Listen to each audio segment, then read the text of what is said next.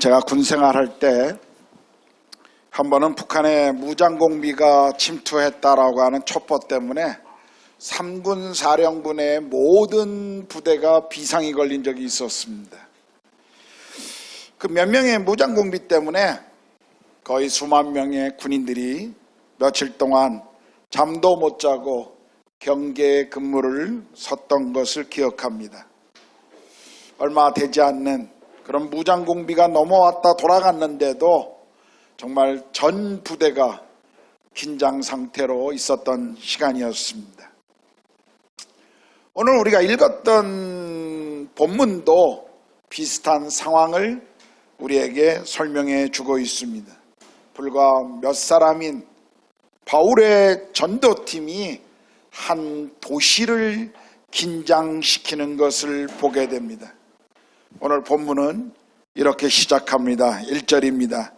그들이 암비볼리와 아볼로니아로 다녀가 데살로니가에 이르니 거기 유대인의 회당이 있는지라. 우리가 바울의 전도팀은 이제 빌립보에서 그 다음 도시인 데살로니가로 이동하고 있습니다. 빌립보로부터 데살로니가까지는 약 160km 정도 떨어져 있었습니다. 가는 도중에 암비볼리와 아볼로니아라고 하는 소도시도 있었지만 바울은 그곳에서 전도하지 않고 당시 마케도니아의 주도였던 데살로니가로 직행한 것 같습니다. 이것은 아마 계속 우리가 보는 바울의 선교 전략 중에 하나인 대도시를 중심으로 사역했던 그의 모습에서 우리가 또 볼 수가 있습니다. 아마 그는 큰 대도시였던 데살로니가에서 더 많은 시간을 집중적으로 사역하고 싶었던 것 같습니다. 데살로니가는 이 마게도냐 지방의 가장 큰 항구 도시였고 로마까지 이어지는 좋은 도로가 있었습니다. 당시의 인구가 20만 정도가 되는 큰 그리고 아주 상업적으로 부유한 번창한 도시였다라고 합니다. 정치적으로도 스스로 읍장들을 뽑아서 생활하는 자유도시의 그 신분을, 그 지위를 누렸던 그런 도시였습니다. 그리고 도시 주변에는 온천이 많이 있었기 때문에 사람들에게 아주 좋은 휴양지였습니다. 데살로니가에 도착했던 바울의 전도팀은 늘 그들이 그랬던 것처럼 먼저 유대인의 회당을 찾아갔습니다. 바울은 어느 도시에 가든지 먼저 회당을 찾아가는 것이 그의 전도 전략이었음을 저는 계속 여러분들에게 말씀드렸습니다. 바울은 유대인들이 먼저 구원의 복음을 들어야 한다라고 하는 그 마음을 가지고 있었습니다. 유대인들로 하여금 계속 핍박과 고난을 받았지만 위협을 받고 있었지만 여전히 자신의 민족을 사랑하는 바울의 마음을 우리는 그가 회당에 가서 늘 그곳에서 먼저 구원의 메시지를 전한 것을 보면 알 수가 있습니다. 그는 자신의 민족에 대한 우선적 관심을 늘 가지고 있었습니다. 또 회당에는 유대인들뿐만 아니라 당시의 구약 성경을 잘 알고 있는 이방인들도 하나님을 믿는 경건한 사람들이라고 알려진 이방인들도 회당에 나오고 있었기 때문에 아마 복음을 전하는 데 있어서 아주 효과적이었을 것입니다. 또 한 가지 이유가 있다면 당시 회당은 종교적인 예배의 자리일 뿐만 아니라 교육의 장소였을 뿐만 아니라 여행자들의 숙소나 또 직업을 알선해주는 그런 역할들을 했던 유대인들의 삶의 중심이요 유대인들의 교제의 그런 장소였었습니다. 처음 낯선 나라에 이민 가는 한인들에게 그곳에 있는 한인교회가 늘 그런 정보들을 주고 정착에 도움을 주는 그런 역할과 아마 비슷한 그런 모습일 것입니다. 저는 이 말씀을 보면서 저희 교회 지체들이, 우리 교회 지체들이 저는 한인사회 곳곳에서 여러분들이 관계를 가지고 봉사하면 좋겠다라고 하는 생각을 가졌습니다. 한인회나 또는 한인들 사회의 여러 그런 교제 모임이나 아니면 어떤 그런 공동의 이 목표를 향해서 갖는 그런 교제들 가운데 우리 성도들이 깊이 관여하고 또 그런 분들과 좋은 교제를 나누면 좋겠다라고 하는 생각을 가졌습니다. 또 그런 공동의 어떤 모임뿐만 아니라 또 우리의 이웃에 새로 이사 오시는 분들이나 또는 학교에 새로 자기 자녀들을 입학시키는 그런 부모님들을 친절하게 우리 교회의 모든 성도들이 도와주고 섬겨주고 또 그들의 인도 생활을 안내해주는 그런 시간들을 함께 보냈으면 좋겠다 하는 생각을 가졌습니다. 종종 인도에 처음 오시는 분들이 여기에 주재원으로 오시거나 아니면 개인적인 비즈니스를 오시거나 아니면 아이들 학교 때문에 오시거나 뭐 어떤 이유로 오든지 대부분의 인도에 오시는 분들이 인도에 대한 잘못된 정보나 아니면 아주 부정적인 정보들을 가지고 인도에 옵니다. 처음부터 인도에 대한 그런 정보들을 가지고 오다 보니 사는 동안 내내 인도에 대해서 관심을 갖지 않습니다. 제가 생각할 때는 우리 그리스도인들은 우리의 이웃과 우리가 있는 그 사회 속에서 우리는 선한 영향력과 섬김을 계속 보여야 할 필요가 있습니다. 또 특히 신앙을 필요로 하는 분들에게, 영적인 도움이 필요한 분들에게 우리 그리스도인들은 계속 그들을 섬겨줘야 될 책임이 있습니다. 저는 밴드에 될 수 있으면 열심히 참여하려고 하는 사람입니다. 어떤 분들이 그러시더라고요. 목사가 참 시간도 많나 봐. 밴드에 그렇게 들어와서 댓글을 다네 라고 저를 비아냥거리시는 분도 저는 보았습니다. 그러나 제가 밴드에 열심히 참여하는 이유는 정말 우리 인도에서 우리 한인들의 생활에 제가 관심을 가지고 그리고 어떻게 하면 그들의 삶에 제가 알고 있는 정보로 서로 소통할 수 있는가를 늘 생각하기 때문에 그렇습니다. 밴드가 우리 사회에, 인도의 한인 사회에 얼마나 큰 영향을 주고 있습니까? 우리는 이런 시간들을 통해서 우리 한인들 사회 속에서 유대인들에게 회당이 그런 역할을 했던 것처럼 한인 사회 속에서 교회가 그리고 그리스도인들이 그런 역할을 선하게 감당해야 할 것입니다. 자, 바울은 유대의 회당에 들어가서 늘 그 회당에 있는 유대인들과 이방인들에게 복음을 전했는데 바울 전도사에게 또 다른 특징이 있다면 그것은 항상 성경을 사용하는 것이었습니다. 2절입니다. 바울이 자기의 관례대로 그들에게로 들어가서 새 안식일에 성경을 가지고 강론하며, 이 새 안식이라는 것은 바울이 꼭 데살로니가에서 3주 동안 머물렀다라는 의미는 아닙니다. 많은 성경학자들은 최소 3주에서 아마 8개월 정도까지 데살로니가에서 머물렀다라고 말합니다. 그런 회당에 들어가서 늘 다른 철학과 그 당시에 유행했던 어떤 이데올로기를 나눴던 것이 아니라 늘 성경에서, 그는 성경을 가지고 회당에서 토론하는 문화를 볼 수가 있습니다. 바울이 이렇게 할 수 있었던 이유는 당시 회당의 독특한 문화 때문이었습니다. 당시 회당은 예배를 주도하는 회당장이 있었고, 그리고 그날 읽어야 될 성경 본문 모세오경과 선지서를 읽고 또 거기에 모여있는 회중들에게 이 말씀을 가지고 혹시 해석하고 강론할 사람이 있습니까? 라고 회중들에게 늘 물어보는 것이 그 당시 회당의 관례였고 문화였습니다. 아마 제가 알기로는 바울은 바리새인이었고 랍비였기 때문에 아마 그는 랍비의 복장으로 다녔을 것입니다.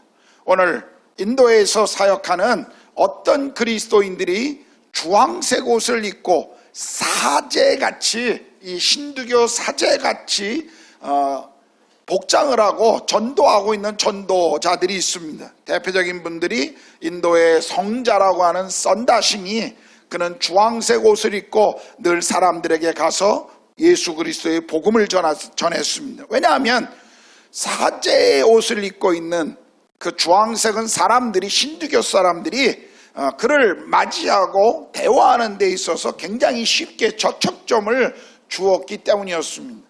아마 바울도 당시 유대인의 회당에 들어갈 때는 그가 바리새파 사람으로 랍비의 옷, 옷을 입고 아마 그렇게 그 회당 예배에 참여했을 것입니다.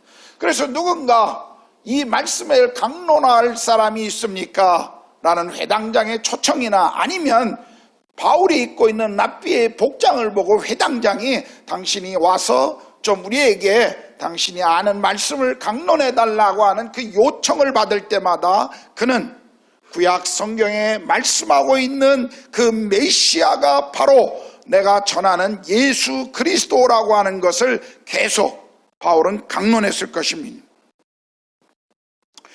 이렇게 바울이 설교나 전도의 특징이 늘 성경을 사용하는 것인데요. 근데 우리가 오늘 읽었던 데살로니가 지역의 회당에 믿었던 사람들이 어떤 사람이었는가를 바울이 나중에 데살로니가 교회에 보냈던 편지를 보면 이들이 어떤 태도로 바울의 말씀을 들었는가를 이렇게 설명하고 있습니다. 데살로니가전서 2장 13절인데요. 거기 보면 이런 말씀이 있습니다. 이러므로 우리가 하나님께 끊임없이 감사함은 너희가 우리에게 들은 바 하나님의 말씀을 받을 때 사람의 말로 받지 아니하고 하나님의 말씀으로 받음이니 진실로 그러하도다. 이 말씀이 또한 너희 믿는 자 가운데서 역사하느니라. 지금 어떤 칭찬입니까? 데살로니가 성도들은 말씀을 들을 때, 바울의 설교를 들을 때, 성경을 강론하는 것을 들을 때 사람의 말로 듣지 않고 하나님의 말씀으로 들었다라는 것입니다. 오늘 우리에게도 동일한 이 말씀은 우리가 적용해야 될 말씀입니다. 우리는 데살로니가의 성도들처럼 성경을 배우거나 설교를 들을 때 사람의 말로 듣지 않고 하나님의 말씀으로 들어야 합니다. 우리가 바울의 다음 전도지였던 오늘 본문을 읽지 않았습니다만 베레아라고 하는 지역에서도 그들이 어떻게 예수님을 믿고 주님을 따랐는가를 소개하면서 11절에 이렇게 말씀하십니다. 베레아에 있는 사람들은 데살로니가에 있는 사람들보다 더 너그러워서 간절한 마음으로 말씀을 받고 이것이 그러한가 하여 날마다 성경을 상고했다. 여기 성경을 상고했다라는 것은 성경을 연구했다라는 뜻입니다. 이 데살로니가 베레아 사람들을 한번 보십시오.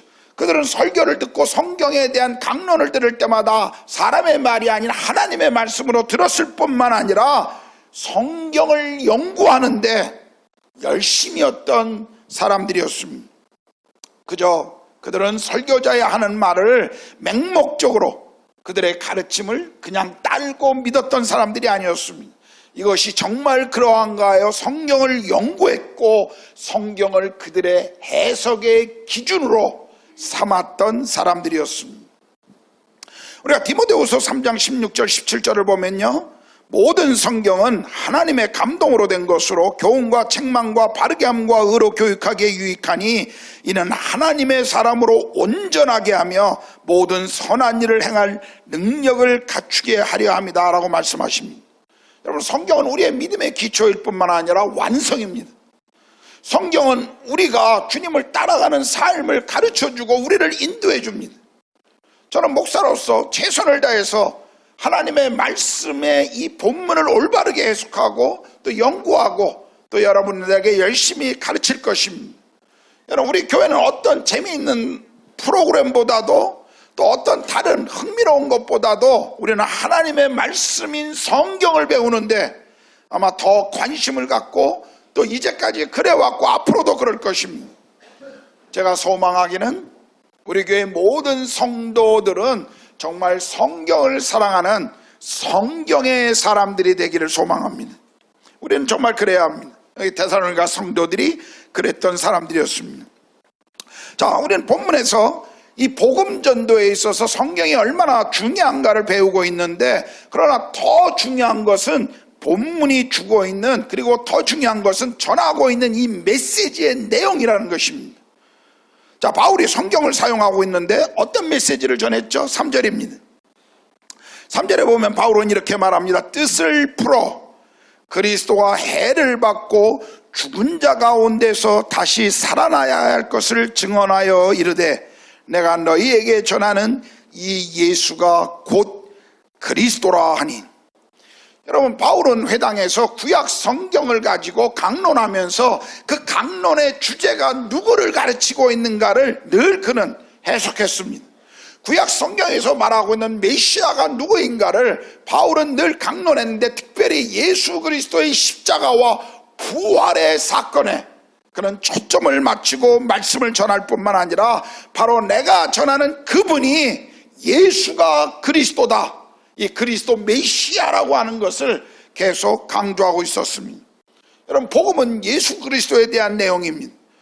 복음을 전하는 방법은 시대와 문화에 따라 달라질 수 있습니다. 그러나 복음의 내용은 변할 수가 없는 것입니다. 오늘 바울이 전하는 복음의 메시지의 핵심이 무엇이었죠? 예수의 십자가와 그 십자가의 죽음과 부활이었습니다. 바울은 예수께서 왜 이 땅에 오셨는가를 선포하고 있습니다. 하나님의 계획과 목적에서 벗어나 정말 삶의 허망함과 허무의 가운데 머물러고 있었던 우리 죄인들을 위해 주께서 인간의 모습으로 이 땅에 오셨고, 또 저주와 그 심판 아래 매였던 우리를 용서하시기 위해서 그분이 십자가에서 죽으셨다고 하는, 그리고 우리의 죄의 문제를 해결할 뿐만 아니라 그분은 사흘 후에 다시 부활하심으로 그 자신이 하나님이심을 부활을 통해서 우리에게 보여주셨습니다. 우리가 로마서 5장 8절을 보면, 우리가 아직 죄인되었을 때 그리스도께서 우리를 위하여 죽으심으로 하나님께서 우리에 대한 자기의 사랑을 확증하셨다라고 말씀합니다. 그분은 십자가에서 죽은 것이 하나님의 사랑의 완성이며, 그리고 다시 부활하심으로 그분 자신이 하나님이라는 사실을 우리에게 보여주셨습니다. 여러분, 복음은 말 그대로 기쁜 소식입니다. 왜냐하면 하나님께서 우리에게 거저 주시는 이 구원의 은혜의 사건을 말씀하기 때문입니다. 그런데 사람들이 왜 복음을 거부할까요? 거저 주시는 하나님의 은혜의 사건인 이 복음의 이 기쁜 메시지를 왜 사람들이 거부한다고 생각하십니까? 여러분, 생각해 보십시오. 복음은 사람들을 불편하게 만듭니다. 왜냐하면 예수께서 우리를 대신해서 십자가에 죽으셨다라는 것을 믿으려면 내가 죄인이라는 것을 인정해야 합니다. 하나님이 거저 주시는 은혜라는 것을 우리가 믿으려면 구원을 위해 내가 하려고 하는 모든 수고가 헛된 것이라는 것을 인정해야 합니다. 여러분, 도덕적인 사람들은 예수가 유일한 구원자라는 것을 인정하려면 자신의 힘으로 구원받을 수 있다는 것을 멈춰야 합니다. 비도덕적인 사람들은 나 같은 사람이 어떻게 하나님 앞에 설 수 있는가라고 하는 자신의 그 또 다른 교만을 멈춰야 하기 때문에 그렇습니다. 예수가 유일한 구원자라는 것을 믿으려면 온 모든 종교는 다 가는 방향은 다르지만 목표는 같다라고 하는 종교다원주의를 포기해야 됩니다.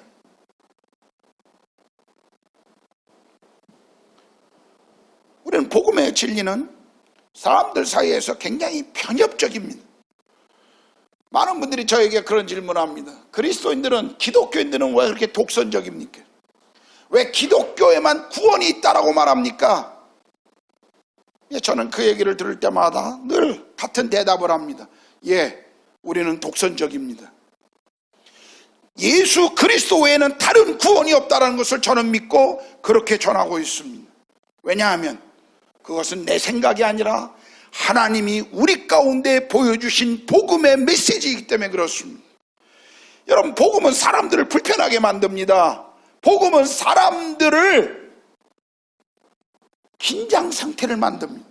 왜냐하면 우리가 가진 것들을 포기하고 우리가 가진 수고, 우리가 가지고 있는 생각들을 다 내려놓고 하나님이 거저 주시는 그분의 은혜를 믿음으로만 받아들여야 하기 때문에 복음은 종종 사람들을 불편하게 만드는 것입니다. 그래서 예수님 당시나 지금이나 우리가 복음을 이야기할 때 종종 웬만하면 긴장 상태를 만들지 말자고 우리가 덮어두고 넘어가려고 할 때가 많습니다. 좋은 게 좋은 거라고 우리가 그냥 덮어두고 피해가고 싶어 합니다. 그러나 바울의 고백을 들어보십시오. 로마서 1장 16절 17절인데요. 내가 복음을 부끄러워하지 아니하노니 이 복음은 모든 믿는 자에게 구원을 주시는 하나님의 능력이 됨이라. 먼저는 유대인에게요 그리고 헬라인에게로다. 복음에는 하나님의 의가 나타나서 믿음으로 믿음에 이르게 하나니 기록된 바 오직 의인은 믿음으로 말미암아 살리라 함과 같으니라. 우리가 복음을 부끄러워하지 않는 이유는 이 복음 때문에 우리가 하나님의 자녀가 되었습니다. 우리가 이 복음 때문에 구원받았고, 이 복음 때문에 이 복음을 믿는 모든 이들이 구원받을 수 있는 하나님의 능력이기 때문에 우리가 복음을 부끄러워하지 않는 것입니다. 여러분, 복음은 우리에게 구원을 주시는 하나님의 능력이십니다. 우리를 불편하게 하더라도, 사람들을 때로는 긴장시키더라도 우리는 우리가 전해야 될, 우리가 믿고 있는 복음의 메시지가 무엇인가를 우리는 분명히 알고 전해야 한다는 사실입니다. 오늘 또 한 가지 본문에서 바울이 전한 복음의 메시지를 들어보십시오. 7절입니다. 7절에 보면 이 사람들이 다 가이사의 명을 거역하여 말하되 다른 임금 곧 예수라는 이가 있다 하더이다. 지금 바울의 전도팀을 고발하고 있는 사람들이 간원들에게 이 바울의 전도팀을 끌고 와서 뭐라고 얘기하냐면 다른 임금 곧 예수라는 이가 있다, 이렇게 고발했습니다. 무슨 말입니까? 지금 바울의 전도팀은 이 바울을 관리들에게 고발하는 데 있어서 종교적인 이유를 건 것이 아니라 그는 정치적인 이유를 걸었습니다. 사람들을 혼란하게 하고, 그리고 다른 임금 가이사가 아닌 다른 왕, 다른 황제인 예수가 있다라고 전한다 라고 하는 정치적 이유를 지금 걸고 지금 고발하고 있습니다. 그런데요, 이 방법이 관리들에게, 이 정치적인 고발이 관리들에게 잘 먹히는 방법이라 그렇게 사용했지만, 그러나 이 고발 안에는 정말 진리가 있었습니다. 여러분, 초대 그리스도인들은 그들이 예수를 믿을 때 단순히 그분이 자신의 죄를 위해서 죽으신 구원자라, 그것만 믿지 않았다는 것입니다. 예수님이 나의 죄를 위해서 오신 구원자, 구주라고 하는 사실, 거기서 멈추지 않았다는 것입니다. 초대 그리스도인들은 지금 이 고발의 내용처럼 예수가 왕이라고 그들은 증거하고 있었습니다. 여러분, 당시에 이 주라고 하는 퀴리어스라고 하는 이 단어는 로마 황제에게만 사용하던 단어였습니다. 당시 퀴리어스, 나의 주님이라고 할 때 이 퀴리어스는 당연히 로마 황제였습니다. 로마의 황제들은 자기가 신이라고 사람들에게 요구하고 당시에 로마 황제 숭배 사상을 강요하고 있었을 때였습니다. 만일 누구든지 이 사실을 인정하지 않는다면 죽을 수밖에 없었던 그런 시대였습니다. 그런데 초대 그리스도인들은 그리스도가, 예수가 왕이라고 지금 선포하고 있는 것입니다. 예수가 왕, 그분이 하나님이시며 이 세상을 주관하시고 통치하시는 통치자라고 지금 그렇게 이들은 선포하고 있었던 것입니다. 사람들은 그것을 들었습니다. 예수라고 하는 다른 왕을 그들이 전한다라고 그들은 그것을 듣고 있었습니다. 여러분, 초대 그리스도인들은 예수님을 믿고 구원받고 하나님의 백성이 되자 그들은 삶의 주인을 바꾸었던 것입니다. 사람들은 로마 황제가 주님이라고 고백하고 있었지만, 주님을, 그리스도를 만났던 사람들은 모두가 예수가 왕이라고 그렇게 고백했던 것입니다. 그들은 더 이상 가이사가 주님이 아니라 예수 그리스도가 내 삶의 주인입니다라고 고백한 것입니다. 우리는 기억해야 합니다. 그리스도인들은 예수가 우리의 주인이시라는 것, 우리 인생의 모든 것의 주인이시라는 것을 믿고 따르는 사람들입니다. 우리는 이것을 잊지 말아야 합니다. 여러분, 예수가 내 삶의 주인이라는 것이 무슨 의미죠? 한마디로 말하면 내 삶의 모든 것을 그분의 계획과 그분의 뜻에 맞춘다는 것입니다. 더 이상 내 마음대로 살지 않겠다라고 하는 고백입니다. 여러분, 결혼한 사람들이, 부부가 결혼 전에 가지고 있던 자기의 생각과 자기의 마음과 자기가 가지고 있던 계획만 주장한다면 그 가정이 제대로 굴러가겠습니까? 여러분, 결혼이라는 것이 무엇이고 부부관계라는 것이 무엇이죠? 우리는 서로를 위해서 상대방을 배려하고 헌신하는 것입니다. 내 것을 가지고 있지만 그러나 내가 사랑하는 또 다른 사람이 추구하는 것이 무엇인지 때문에 서로 양보하고, 때로는 공동의 목표를 향해서 함께 걸어가기도 하고, 때로는 싫지만 함께 가줘야 되고, 별로 좋아하지 않지만 함께 즐거워해야 되고, 여러분, 그것이 부부 삶이지 않습니까? 그게 가정이잖아요. 똑같습니다. 아내가, 남편이 결혼한 이후에 상대방을 배려하고 상대방을 위해서 내 삶을 기꺼이 멈추고 포기할 수 있는 것, 그럼 그것이 우리의 결혼 생활에 우리에게 주어진 것입니다. 신앙도 똑같습니다. 우리가 주님을 만난다고 하는 것은 그분이 나를 구원하신 내 구원자일 뿐만 아니라 내 삶의 전부의 주인이시기 때문에 이제는 내 마음대로 살아가는 것이 아니라 그분의 뜻을 따라 내 인생을 드리겠다라고 하는 그 결정을 하는 것입니다. 그래서 갈라디아서 2장 20절에는 이렇게 말씀하시죠. 내가 그리스도와 함께 십자가에 못 박혔나니 그런즉 이제는 내가 사는 것이 아니요 오직 내 안에 그리스도께서 사시는 것이라. 이제 내가 육체 가운데 사는 것은 나를 사랑하사 나를 위하여 자기 자신을 버리신 하나님의 아들을 믿는 믿음 안에서 사는 것이라. 그리스도를 만난 사람들의 삶이 자신을 위해 사는 것이 아니라 이제 나를 위해 십자가에서 죽으신 그분을 위해 사는 것이라고 성경은 그렇게 우리에게 말씀합니다. 고린도후서 5장 15절에 보면 그가 모든 사람을 대신하여 죽으심은 살아있는 자들로 하여금 다시는 그들 자신을 위하여 살지 않고 오직 그들을 대신하여 죽었다가 다시 살아나신 이를 위하여 살게 하려 함이라. 한 구절 더 보겠습니다. 로마서 12장 2절에 보면 너희는 이 세대를 본받지 말고 오직 마음을 새롭게 함으로 변화를 받아 하나님의 선하시고 기뻐하시고 온전하신 뜻이 무엇인지 분별하도록 하라. 여러분, 그리스도인들은 예수 때문에 인생의 길이 바뀌어진 사람들입니다. 그리스도인이라고 부름받은 사람들은 예수님 때문에 우리의 사는 이유와 목적이 달라진 사람들입니다. 이것이 복음의 메시지입니다. 이것이 여러분이 예수를 믿는다는 의미입니다.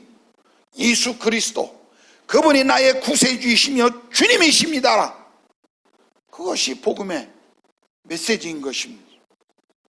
자, 이제 6절을 보면요, 사람들이 그리스도를 향해서 어떻게 이야기했는지 볼 수가 있습니다. 6절에 보니까 이렇게 이야기했죠.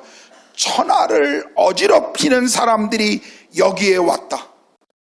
여러분, 초대 그리스도인들의 별명이 뭔지 아십니까? 천하를 어지럽히는 사람들이었습니다. 바울이 후에 데살로니가 교회를 향해서 쓴 편지를 보면 오늘 복음을 들었던 이들의 삶이 얼마나 주님 앞에 신실했는가를 이렇게 말씀하고 있습니다. 데살로니가전서 1장 7절에서 8절인데요. 그러므로 너희가 마게도냐와 아가야에 있는 모든 믿는 자의 본이 되었느니라. 주의 말씀이 너희에게로부터 마게도냐와 아가야만 들릴 뿐 아니라 하나님을 향하는 너희 믿음의 소문이 각처에 퍼졌으므로 우리는 아무 말도 할 것이 없느니라. 여러분, 데살로니가 교회의 성도들은 그들의 믿음이 각처에 소문날 뿐만 아니라 그들의 삶이 주변 도시의 모든 성도들의 모본이 되었다라고 말하고 있습니다. 여러분, 바울은 최소한 3주에서 몇 달 동안 데살로니가 교회에서 그 도시에서 사역했습니다. 그런데 이 짧은 기간 동안에 하나님의 말씀을 들었던 사람들의 삶이 얼마나 놀랍게 변했는지, 이 도시를 흔들 만큼 데살로니가 교회 성도들의 삶에 변화가 있었다는 것입니다. 데살로니가전서 1장 9절에 보니까 이렇게 말씀합니다. 여러분이 우상에게서 하나님께로 돌아와 살아계시고 참되신 하나님을 섬기게 되었다. 여러분, 데살로니가 성도들은 하나님의 말씀을 듣거나 설교를 들을 때 참 설교가 좋았다, 참 은혜 받았다, 이런 정도의 삶으로 살지 않았고 그렇게 말하지 않았습니다. 그들은 하나님의 말씀을 들을 때 우상을 버리고 하나님께 돌아왔다라고 말씀하십니다. 하나님보다 더 사랑하고 있는 것, 우리가 하나님보다 더 신뢰하고 있는 것, 우리가 하나님보다 더 붙들고 있는 것, 바로 그것이 우상이 아닙니까? 그런데 그들은 그 모든 것들을 포기하고 돌아섰다라는 것입니다. 이것이 회개입니다. 그들은 말씀을 들을 때 그것을 실제 삶에 적용했던 것입니다. 그래서 그들은 가는 곳마다, 머무는 곳마다 복음을 전했고, 그리고 그 도시를 변화시켰던 사람들이었습니다. 여러분, 복음은 세상을 변화시키는 능력입니다. 복음은 한 개인을 변화시킬 뿐만 아니라 세상을 변화시키는 능력입니다. 그리스도인들이 가는 곳마다, 복음을 전하는 곳마다 세상은 변했습니다. 여러분, 그리스도인이 가는 곳마다 그곳이 절대로 조용할 수가 없었습니다. 왜냐하면 복음을 아는 사람들, 그리고 복음을 전하는 사람들은 계속 그곳에 사람들을 불편하게 하고 긴장시키고, 그리고 복음 앞에 응답하는 사람들의 삶이 변했기 때문에 복음이 있는 곳에, 그곳은 절대로 조용할 수가 없었던 것입니다. 우리는 복음의 능력을 가지고 있는 사람들입니다. 우리는 세상을 변화시키는 사람들입니다. 천하를 어지럽게 하는 사람들입니다. 우리의 정체성이 그런 사람들입니다. 우리는 예수 그리스도를 구세주와 주님으로 고백하죠. 그런데요, 단순히 우리가 믿는다고 고백하는 것보다 더 중요한 것이 무엇인 줄 아십니까? 그것은 우리가 믿음에 고백하는 그 고백의 메시지대로 우리의 삶이 살고 있냐 하는 것입니다. 우리의 믿음의 고백이 삶에서 어떻게 나타나고 있는가, 그것이 우리가 고백하는 우리의 신앙 고백보다도 더 중요한 것입니다. 사람들은 쉽게 입으로 고백합니다. 예수가 나의 구세주요, 그분이 나의 인생의 주님이라고 우리는 아주 쉽게 고백합니다. 그러나 그 고백이 여러분의 삶의 현장에서 이루어가고 있습니까? 그 고백이 여러분의 삶의 현장에서 드러나고 있습니까? 오늘 들었던 하나님의 말씀이 여러분의 삶에서 분명히 드러내야 할 것이 무엇입니까? 천하를 어지럽혔던 사람들이 여기에도 왔다. 저는 이 고백을 저와 우리 교회의 모든 성도들이 들을 수 있기를 원합니다. 예수 그리스도가 구세주요, 그분이 우리 삶의 왕이시라고 하는 그 고백을 믿고 고백대로 삶을 살아가고 있기 때문에 우리가 있는 그곳에 천하가 소동하는, NIV 성경에는 세상을 어지럽힌다고 하는 이것을 upside down이라고 표현했습니다. 세상을 흔들어서 뒤집었다고 하는 것입니다. 여러분, 한번 우리의 고백이 삶의 실제로 드러나므로 우리가 머무는 곳에 한번 이런 upside down이 일어나야 되지 않겠습니까? 기도하겠습니다.